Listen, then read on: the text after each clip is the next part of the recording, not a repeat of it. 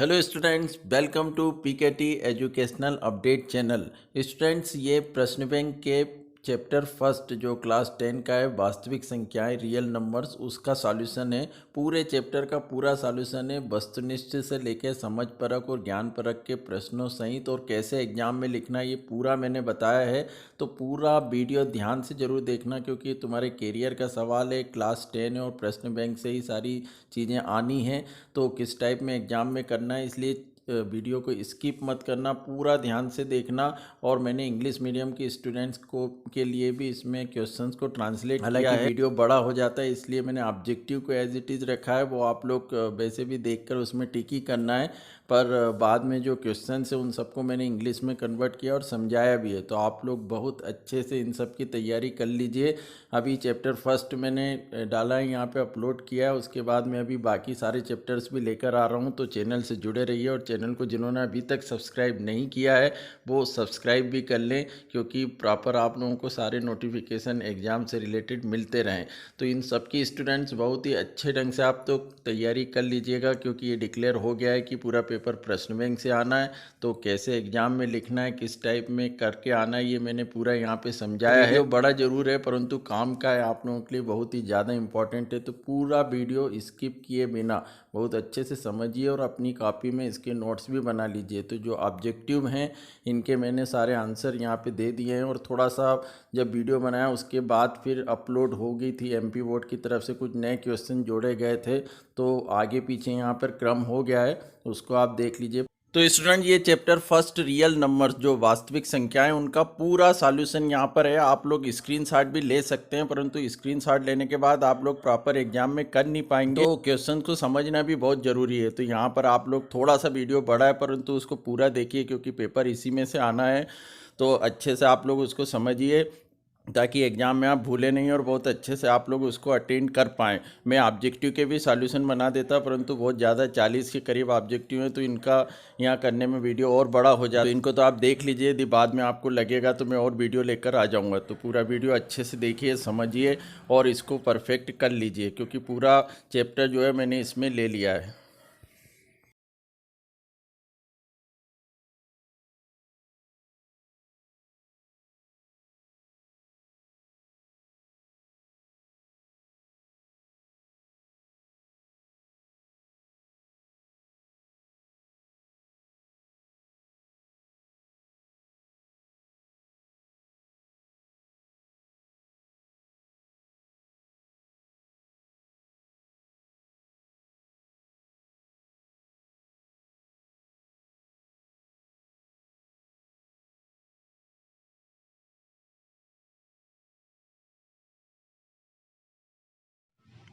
तो student, start करते हैं ज्ञान परक प्रश्न से। तो सबसे पहला प्रश्न है जो 3 नंबर के लिए आएगा, और हिंदी और इंग्लिश मीडियम दोनों के लिए मैंने यहाँ पे क्वेश्चंस लिख दिए हैं, पूरे ज्ञान परक और जो समझ परक प्रश्न है उनके लिए।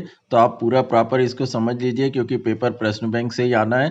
तो सबसे पहला प्रश्न हम ज्ञान परक में देखते हैं। संख्या 867 एवं 255 का एचसीएफ ज्ञात करना है। Find the HCF of 867 and 255। तो यूक्लिड डिवीजन लेमा जो स्टूडेंट्स है वो हमारे कोर्स से हट गई है। तो नॉर्मली हम इसको एचसीएफ वैसे ही करेंगे जैसे आप लोग 5th 6th क्लास में करते हुए आ रहे हैं। तो हम 867 का देखें यहाँ पर, ये तो सबको बहुत अच्छे से आता होगा। 3 से जाएगा ये, तो 3 2 जा 6, 3 दूनी 6, 26, तो 3 8 24 और 3 9 27। तो 3 2 जा 6, 3 8 जा 24, 3 9 जा 27। फिर आप लोगों को पता है 289 17 का स्क्वायर होता है, तो डायरेक्ट ये किससे जाएगा, 17 से। तो ये 867 के हमने प्राइम फैक्टर कर लिए, जो एचसीएफ निकालते हैं अभाज्य गुणनखंड उस विधि से। और अब 255 का भी हम निकालें, तो यहाँ लास्ट का जो नंबर है 5 है, तो या तो ये 3 से जाएगा या 5 से। तो 3 से करके देखते हैं। 3 8 जा 24, 3 8 24, यहाँ एक बचा 15, 3 बचा 15। फिर 5 से जाएगा, जा 5, 3 बचा, 5 7 जा 35, या 5 7 35। फिर ये अभाज्य संख्या है तो 17 से जाएगी सीधे, तो 17 एकम 17। तो इस तरह हमने इसके गुणनखंड कर लिए। अब यहाँ पे एचसीएफ निकालने के लिए हम 867 के जो गुणनखंड हुए हैं 3 मल्टीप्लाई 17 मल्टीप्लाई 17 एंड 255 के जो हुए हैं वो हम लिख लेते हैं 3 मल्टीप्लाई 5 मल्टीप्लाई 17। तो इसका महत्तम समावर्तक जो SCF है वो आएगा, जो कॉमन फैक्टर होते हैं दोनों में 3 और एक नंबर हुआ हमारा 17, तो ये टोटल आ गया 51। तो हमारा जो आंसर है वो रहेगा 51, जो उत्तर है। तो बहुत ही सिंपल से मैथ्स से स्टूडेंट, जो सेकंड क्वेश्चन से वो है संख्या 3825 140 के अभाज्य गुणनफल ज्ञात कीजिए। Write the prime factorization of 3825 and 140। तो अभाज्य गुणनखंड आप सबने किए ही है, तो हम यहाँ पे देख लेते हैं। बहुत ही सिंपल है ये 3825, 5 लास्ट में, तो या तो 3 से या 5 से जाएगा। देखते हैं 3 से। 3 एकम 3, 3 दूनी 6, 2 बचा 22, 3 सत्ता 21, 1 बचा, 3 पचा 15, तो 3 चौको 12, 3 दूनी 6, 3 पचा 15। अब इसके बाद 5 से जाएगा ये, तो 5 5 40, 2 बचे 55 25। फिर 5 से जाएगा तो 5 एकम 5, 5 सत्ता 35। फिर अभाज्य संख्या आ गई तो डायरेक्ट किससे जाएगा? 17 से। 140 के भी हम गुणनखंड कर लें। ये 2 से जाएगा, 2 सती 14 0। फिर 2 से चला जाएगा, 2 तिया 6, 2 पंजे 10। फिर ये 5 से जाएगा सीधे, 15 सत्ता 35, 7 एकम 7। तो इस तरह हमने अभाज्य गुणनखंड कर लिए हैं। अब इनको प्रॉपर लिख लें। 3825 के क्या क्या गुणनखंड हुए हैं उनको इस तरह। तो 3 कितनी बार है? 2 बार, 5 भी 2 बार और 17 एक बार। इसके बाद यहाँ पर 140 के देखें तो 2 बार है, इंटू 5 इंटू 7। तो ये हमारा आंसर रहेगा इन दोनों का। ये अलग अलग भी आ सकते हैं एग्जाम में या एक साथ देंगे, तो इस तरह आप लोगों को करना है। इसके बाद जो तीसरा क्वेश्चन से स्टूडेंट, वो संख्या 6, 72 और 120 का अभाज्य गुणनखंड विधि द्वारा SCF और LCM ज्ञात करना है। हमको यहाँ पे SCF और LCM, find the LCM and SCF of 6, 72 and 120 by applying the prime factorization method. तो हम पहले SCF निकाल लेते हैं तीनों का। तो सबसे पहले 6 का करें, तो ये 2 से जाएगा, 2 3 जा 6, 3 1 जा 3। इसके बाद 72 का करें, तो ये 2 से जाएगा, 2 तिया 6, 2 छंग 12, 2 एकम 2, 2 अट्ठी 16, 2 नम 18, 3 त्रिका 9। इसके बाद 120 के गुणनखंड कर लेते हैं। ये तो सबको प्रॉपर आता ही होगा। 2 छंग 12, 2 तिया 6, 2 एकम 2, 2 पंजे 10, फिर 3 से जाएगा, 3 पचा 15, 5 एकम 5। तो SCF निकालेंगे स्टूडेंट। तो 6 के जो अभाज्य गुणनखंड आए वो लिख लो, 2 मल्टीप्लाई 3। तो SCF हम फाइंड करेंगे जो हाईएस्ट कॉमन फैक्टर है, महत्तम समावर्तक। तो देखो जो कॉमन फैक्टर आ रहा है, एक तो 2, इसके बाद एक ये है 3। तो हमारा SCF यहाँ पे आ गया 6। अब LCM हम चाहें तो डायरेक्ट इससे निकाल सकते हैं, या फिर आप LCM की डायरेक्ट मेथड भी अप्लाई कर सकते हो, तीनों को एक साथ लेकर 6, 72 एंड 120। तो या तो इस तरह आप LCM निकाल सकते हो, या डायरेक्ट फिर हम इन गुणनखंड के माध्यम से भी LCM फाइंड कर सकते हैं। तो LCM क्या आएगा? 2 हमारे पास 3 बार है, तो 2 के ऊपर 3 की घात 3 हमारा 2 बार आ रहा है, और 5 हमारा 1 बार है। जो हाईएस्ट पावर है उसको हम कलेक्ट करेंगे। उसके बाद डायरेक्ट इनका मल्टीप्लाई कर लो। 2 का घन कितना होता है? 8, 3 का वर्ग 9, और ये 5, ये आ गया हमारे पास 360। तो स्टूडेंट ये है समझ परक वाले प्रश्न जो 4 नंबर के आएंगे। तो एक बार मैंने यहाँ पर इंग्लिश मीडियम के हिसाब से भी लिख दिया ट्रांसलेट करके, तो आप क्वेश्चंस को बहुत ध्यान से पढ़ लीजिए, उसके बाद मैं उसका सॉल्यूशन बता रहा हूँ। और तो एक फूल विक्रेता के पास 840 गुलाब के फूल और 260 गेंदे के फूल हैं। वह फूलों को मेज पर इस प्रकार पंक्तिबद्ध करना चाहता है कि प्रत्येक मेज में फूलों की संख्या समान भी रहे और उस मेज पर न्यूनतम स्थान घेरे। तो इस काम के लिए प्रत्येक मेज पर कितने फूल रखे जा सकते हैं? तो स्टूडेंट्स इस कंडीशन में हम SCF फाइंड करते हैं, महत्तम समावर्तक। तो जो दोनों नंबर दिए हमारे पास 840 और 260, हालांकि इसको यूक्लिड डिवीजन लेमा जो प्रमेय का है उसके माध्यम से भी हम हल कर सकते हैं, परंतु वो हमारे कोर्स से हट गई है। तो हम सिंपल जो एचसीएफ वाली मेथड है जो अभी हमने गुणनखंड की है उसी के माध्यम से इसको भी हल करेंगे। तो 840 के हम गुणनखंड कर लें तो ये 2 चुको 8, 2 दूनी 4 शून्य, फिर 2 से भाग चला जाएगा, 2 दूनी 4, 2 एकम 2 शून्य, फिर 2 से जाएगा 2 एकम 2। स्टूडेंट्स यहाँ बहुत मिस्टेक करते हैं, बस ध्यान रखना कि 2 पंजे 10 कर देते हैं, जबकि सीधे भाग नहीं जाएगा तो शून्य आएगा, फिर 2 पंजे 10। इसके बाद फिर 5 से हम देते हैं, 5 दूनी 10, 5 एकम 5, 3 से भी चला जाता, चलो इधर बाद में कर लेते हैं। 3 7 जा 21, 7 बन जा 7। फिर 260 के गुणनखंड करते हैं,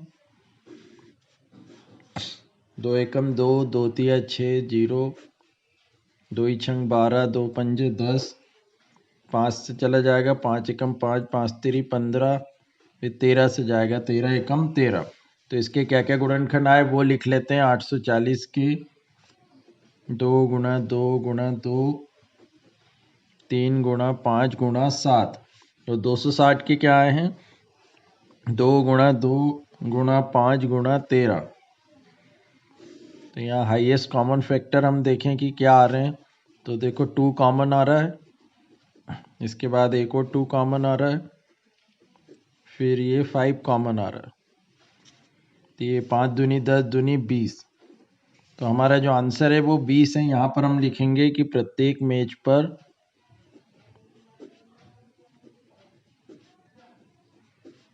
20 फूल रखे जा सकते हैं।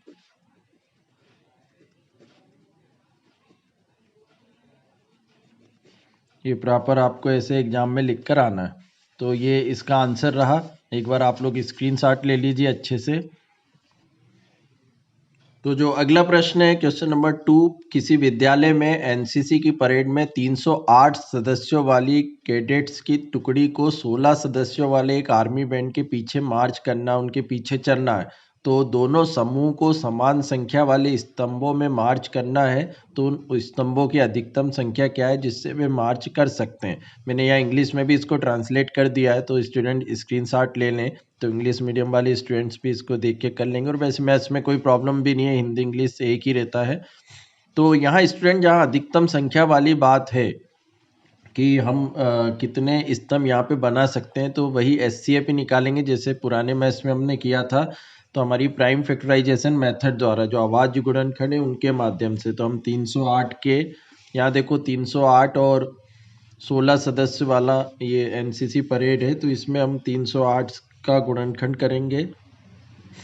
2 से जाएगा, 2 एकम 2, 2 पंजे 10, 2 चुकू 8, 2 सती 14, 2 सती 14, फिर 7 से, 7 एकम 7, 7 एकम 7, फिर 11 से, 11 एकम 11। ऐसे 16 के भी हम गुणनखंड कर दें, 2 अठी 16, 2 चुकू 8, 2 दूनी 4, 2 एकम 2। तो इस तरह बहुत ही सिंपल है, सब स्टूडेंट्स आसानी से कर सकते हैं। पेपर में इन्हीं में से आना है, और आगे भी जो चैप्टर्स अभी प्रॉपर डाउनलोड हो जाए उनके क्वेश्चंस, तो मैं उनके भी वीडियो लेकर आऊँगा। तो आप सभी से निवेदन है कि चैनल को सब्सक्राइब करके जरूर रखिए ताकि सभी वीडियो आप तक प्रॉपर पहुँच सके। तो 16 और इनके हम गुणनखंड लिख लेते हैं। यहाँ जो एचसीएफ निकालेंगे स्टूडेंट, वो कॉमन फैक्टर होना चाहिए, 1 2 ये आया और 1 2 ये आ गया, मतलब टोटल 4। तो 4 स्तंभ जो हैं वो बनेंगे, तो इसका आंसर आया 4। तो प्रश्न क्रमांक 3 है स्टूडेंट, प्रातः भ्रमण पर 3 व्यक्ति एक साथ कदम बढ़ाते हैं, उनके कदमों का माप क्रमशः 40 सेंटीमीटर, 42 सेंटीमीटर एवं 45 सेंटीमीटर है। वह लघुत्तम दूरी क्या होगी जिससे प्रत्येक व्यक्ति समान दूरी पूर्ण कदमों में तय कर सके। मैंने इंग्लिश के लिए भी यहाँ लिखा है, स्क्रीनशॉट ले लीजिएगा। तो यहाँ पर लघुत्तम दूरी की बात है स्टूडेंट्स, तो एलसीएम हमको फाइंड करना पड़ेगा। तो तीनों नंबर का हम एक साथ एलसीएम, तो यहाँ पे कंटिन्यू हम जो है वो एलसीएम ही निकाल लेते हैं। तो तीनों नंबर को लिख लें, 40, 42 और 45। तो स्टार्टिंग 2 से करते हैं, चला जाएगा 2 से भाग, 2 दूनी 4, 2 दूनी 4, 2 एकम 2, 45 नहीं जाएगा, जब तक 2 से जा रहा है देते जाओ, 2 एकम 2 शून्य, ये दोनों नहीं जाएंगे। इसके बाद 3 से देखते हैं, या 2 से अभी भी जा रहा है, 2 पंजे 10, ये 45। इसके बाद जो है वो 3 से देखते हैं, तो 3 सत्ता 21, 3 एकम 3, 3 पचा 15। फिर 5 से, 5 एकम 5, 5 3 15। उसके बाद एक बार और 3 से यहाँ दे सकते थे, पर चलो ठीक है, यहाँ पे हमने 5 से दे दिया, तो यहाँ फिर से 3 से कर लेते हैं। आगे पीछे हो जाए कोई दिक्कत नहीं है, गुणनखंड सही आना चाहिए। यहाँ 7 से चला जाएगा, तो हमारा जो एलसीएम है वो रहेगा 2 गुणा 2 गुणा 2, 3 बार 2 है, फिर 3 2 बार है, यहाँ पे ऐसे लिख लेना। फिर 5 गुणा 7, टोटल 2 दूनी 4 दूनी 8 3 24, और ये फिर मल्टीप्लाई करना पड़ेगा हमको, तो 2520। तो ये हमारा आंसर रहेगा टोटल जो है। तो लघुत्तम दूरी हमको ज्ञात करना थी, तो ये दूरी रहेगी सेंटीमीटर में। यूनिट जरूर लिखना, नहीं तो आधे नंबर कट जाते हैं, इसलिए हमको यूनिट लिखना बहुत ज़रूरी है। तो ये स्क्रीनशॉट आप लोग ले लीजिए इसका। तो स्टूडेंट्स, ये दिया है कि दो संख्याओं का लघुत्तम समावर्तक उनके महत्तम समावर्तक का 14 गुना है, तथा लघुत्तम समावर्तक और महत्तम समावर्तक का योग 600 है। तो यदि एक संख्या 80 है तो दूसरी संख्या ज्ञात कीजिए। तो यहाँ पर देखिए स्टूडेंट्स की दो संख्याओं का लघुत्तम समावर्तक एलसीएम जो है वो 14 गुना है उनके एचसीएफ से। ये तो पहली कंडीशन थी, इसको समीकरण 1 कर लें। इसके बाद दोनों संख्याएं लघुत्तम और महत्तम समावर्तक का योग, एलसीएम और एचसीएफ का योग कितना दिया है, 600 दिया है। तो यहाँ पर देखें, हम एलसीएम की वैल्यू हमने कितनी निकाली, समीकरण 1 से 14 एचसीएफ। तो यहाँ एलसीएम की जगह आप लोग रख दीजिए 14 एचसीएफ धन एचसीएफ बराबर 600। तो 14 एचसीएफ और एचसीएफ कितना हो गया, 15 एचसीएफ इज इक्वल टू 600।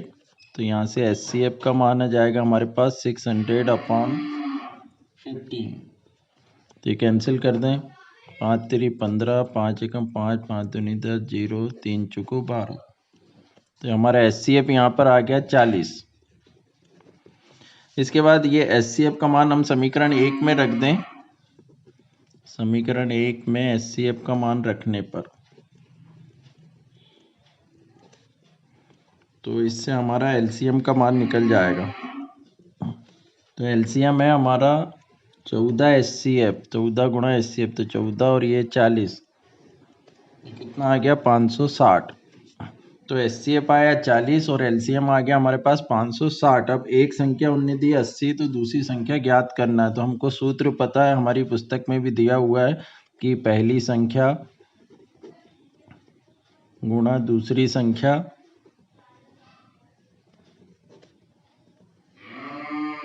बराबर एलसीएम इंटू एचसीएफ। दोनों संख्याओं का गुणांक जो प्रोडक्ट होता है वो एलसीएम और एचसीएफ के गुणे के बराबर होता है। तो पहली संख्या उनने दी हमको 80, तो दूसरी संख्या हमको निकालना है। और एलसीएम कितना आया हमारे पास 560 और एचसीएफ आया 40। तो दूसरी संख्या हमारे पास हो जाएगी 560 गुणा 40/80। तो ये कैंसिल कर लें, 0 से 0, 4 दूनी 8, 2 एकम 2, 2 दूनी 4, 2 अठी 16, 0। तो दूसरी संख्या स्टूडेंट्स हमारे पास आ गई 200, ये 2 दूनी 4, 2 अठी 16 और 0, 280। तो हमारा आंसर रहेगा 280। तो ये तो एक एक्स्ट्रा मैथ था जो उसमें देखें। अब दूसरा हमारे पास था कि निम्नलिखित का महत्तम समवर्तक और लघुत्तम समवर्तक ज्ञात कीजिए। Find the HCF and LCM of A square B Q and A B. तो स्टूडेंट्स इसके गुणनखंड करेंगे एचसीएफ निकालने के लिए। तो ये रहेगा ए स्क्वायर को हम 2 बार लिख सकते हैं, बी क्यू है तो इसको 3 बार, और यहाँ ए गुणा बी। तो एचसीएफ हमारे पास आ जाएगा, ये मैच हो रहा है ये, तो एचसीएफ आ गया ए बी। इसके बाद इसका एलसीएम हम डायरेक्ट निकाल सकते हैं, कितनी बार, यहाँ पर ए है हमारे पास 2 बार है, तो ए स्क्वायर बी कितनी बार है, 3 बार, तो बी क्यूब। तो ये हमारा इसका आंसर रहेगा। फिर अगला मैथ दिया है, अभाज्य गुणनखंड विधि द्वारा लघुत्तम समवर्तक और महत्तम समवर्तक ज्ञात कीजिए। Find HCF and LCM by prime factorization method 12, 15 and 21। तो हम इसके फैक्टर कर लें जल्दी से। 2 6 12, 15 के कर लें। 3 5 15, 5 एकम 5, 21 के। अब इसका 12 के फैक्टर क्या क्या है वो लिख लेते हैं। 2 × 3 15 के, 3 × 5 एंड 21 के, 3 × 7। तो यहाँ पर HCF हम देखेंगे स्टूडेंट, तो केवल एक ही नंबर कॉमन आ रहा है, वो है 3। तो HCF हमारा आ गया 3 और LCM हम इसी से डायरेक्ट लिख सकते हैं। 2 कितनी बार है? 2 बार। 3 एक बार है, 5 एक बार और 7 एक बार। तो ये टोटल हम करेंगे 2 का वर्ग 4।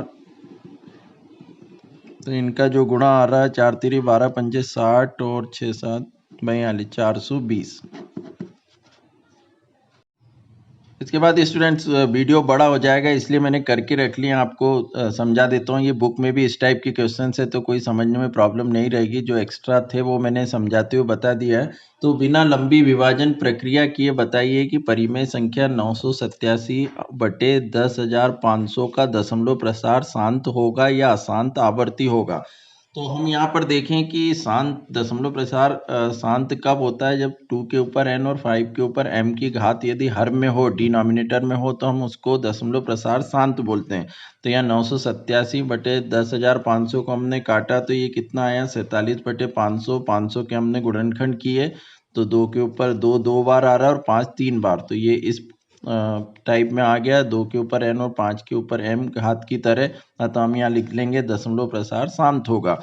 अब जो दूसरा एक मैच दिया स्टूडेंट्स, वो भी आप देख लीजिए कि आम के 14 पौधे, 28 संतरे के पौधे और 35 केले के पौधे पंक्तियों में इस प्रकार लगाए जाते हैं कि प्रत्येक पंक्ति में पौधों की संख्या समान हो, तब पंक्तियों की न्यूनतम संख्या ज्ञात कीजिए। ऐसे 2-3 मैच MP बोर्ड ने दिए हुए हैं, जहाँ भी न्यूनतम संख्या निकालना वहाँ हम HCF निकालते हैं। तो देखिए हमने 14, 28 और 35 तीनों के गुणनखंड किया आवाज गुणनखंड विधि से, और जो HCF है वो कितना आ गया? 7। तो अतः पंक्तियों की संख्या क्या होगी? 7। या आप स्क्रीनशॉट ले लीजिए इनके, और सबको ये आते हैं करना, इसलिए समझाने की ज़रूरत नहीं है, सब अच्छे से कर ही लेंगे। दर्शाइए कि 7/80 का दशमलव प्रसार कितने दशमलव स्थानों के बाद समाप्त हो जाएगा। तो इसके भी हम देखें, 80 के हमने गुणनखंड किए तो इस टाइप में आए, 2 4 बार और 5 एक बार। तो यहाँ पर शांत दशमलव तो हो ही गया है। फिर हमने क्या किया कि यहाँ पे 2 के ऊपर 4 की घात है और 5 पे 1 की है, तो 5 पे भी 4 की घात बनाने के लिए हमने 5 घन का ऊपर नीचे गुणा कर दिया। तो नीचे तो आप लोगों को पता है कि जो आधार बराबर हो, बेस इक्वल हो, तो पावर प्लस हो जाती है। यहाँ पे 1 और यहाँ पे 3, तो ये हो गई 4। अब दोनों पे 4 की पावर हो गई और ऊपर 5 का घन हो गया 125। तो ये गुणा करेंगे 125 का साथ में 875 आ रहा। नीचे हमने 4 की घात कॉमन कर दी और 5 दूनी 10 के ऊपर 4 की घात 10 10 1 के आगे 4 शून्य।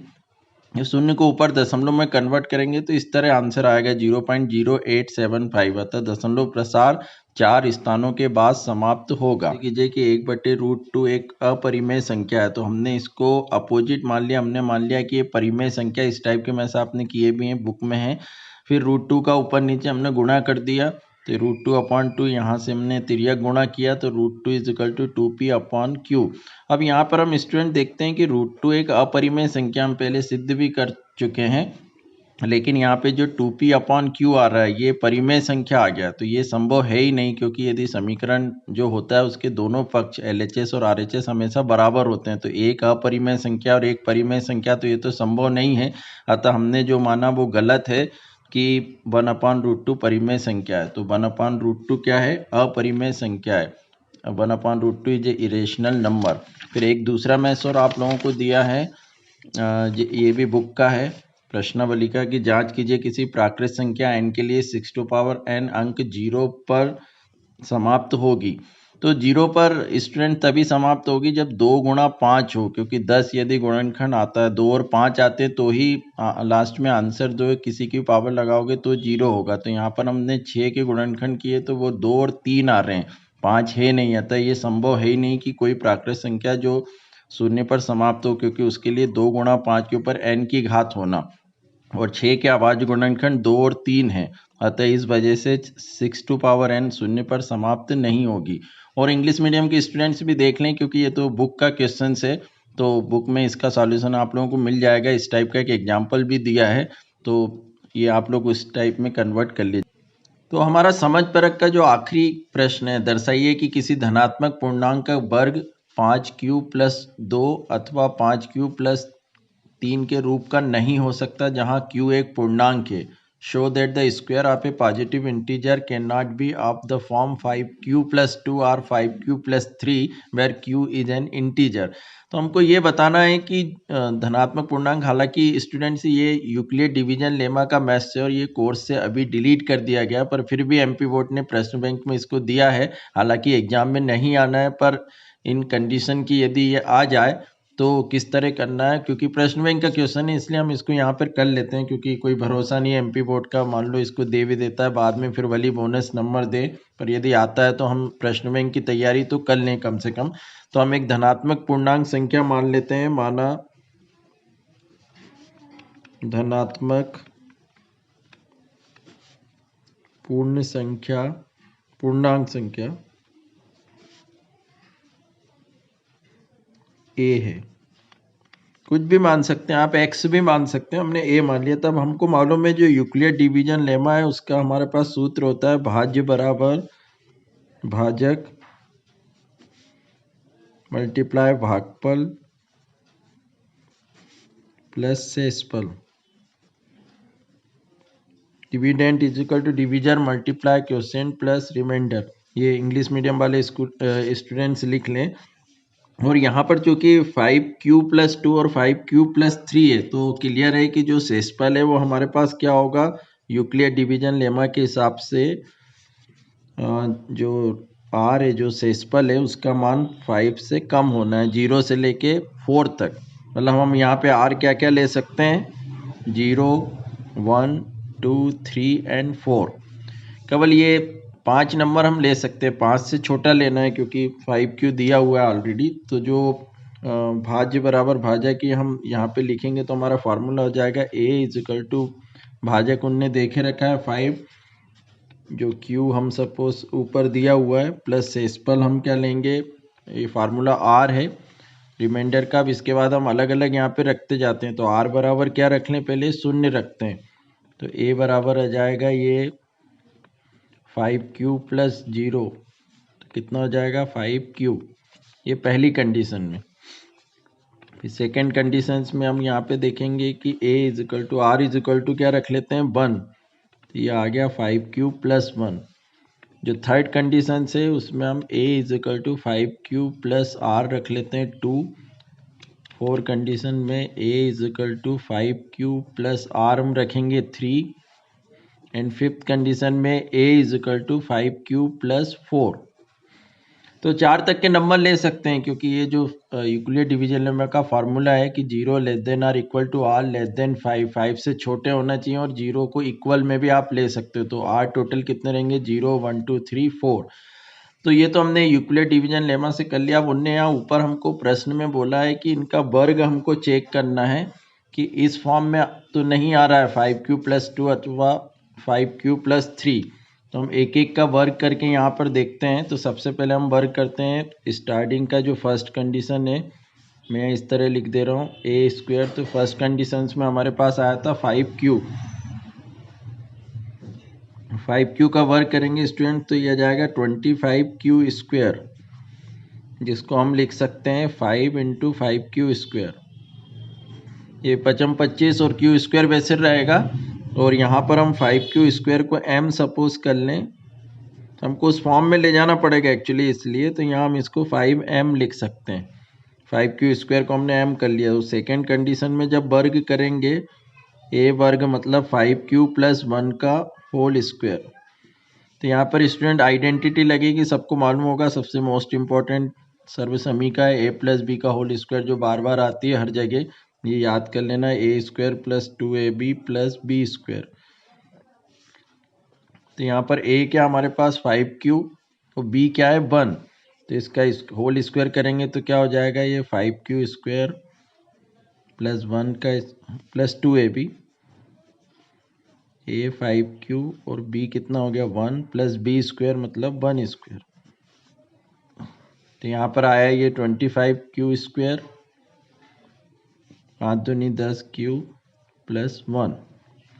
तो यहाँ आगे वाले पार्ट में स्टूडेंट देखना क्या कॉमन आ रहा है। यदि हम 5 कॉमन लेते हैं तो ये बचेगा 5q स्क्वायर प्लस 5 दूनी 10 2q और प्लस 1। तो इस वाले पार्ट को यदि हम m सपोज कर लें, m मान लें, तो यहाँ पर ये हो जाएगा हमारे पास 5m प्लस 1। तो ये हमने सेकेंड वाला पार्ट किया, मैं थर्ड वाला पार्ट यहाँ कर देता हूँ। थर्ड वाले पार्ट का स्क्वायर करेंगे तो ये हमारे पास है 5q प्लस 2। तो यहाँ आइडेंटिटी जो सर्वसमीका में डायरेक्ट लगा दे रहा हूँ, तो यह जाएगा 25q का वर्ग, 2ab मतलब 5 दूनी 10 दूनी 20q, 2 का वर्ग कितना हो जाएगा 4।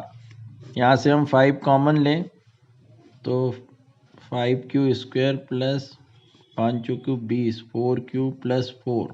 और इस वाले पार्ट को m सपोज कर लें तो हमारा आंसर होगा 5m प्लस 4।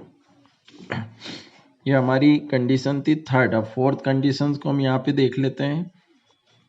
फोर्थ कंडीशन में a is equal to 5q plus 3a, तो a square means 5q plus 3 का होल स्क्वायर। तो ये करेंगे a स्क्वायर जब हम करेंगे तो यहाँ पर आएगा 25q स्क्वायर प्लस 2ab 5 3 15 दूनी 30q प्लस 3 का वर्ग 9।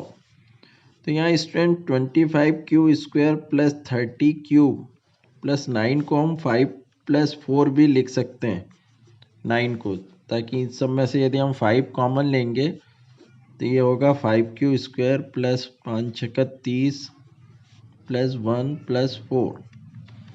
अब इस पूरे पार्ट को हम m सपोज कर लेते हैं तो m बराबर हमारे पास हो गया 5q square plus 6q plus 1, तो ये हो जाएगा 5m प्लस 4। तो हमारी फोर्थ वाली कंडीशंस हो गई। अब इसके बाद हम फिफ्थ वाली यहाँ पे देख लेते हैं। फिफ्थ में हमारे पास था 5q प्लस 4, तो इसका भी स्क्वायर करके देखते हैं। 5q प्लस 4 का होल स्क्वायर,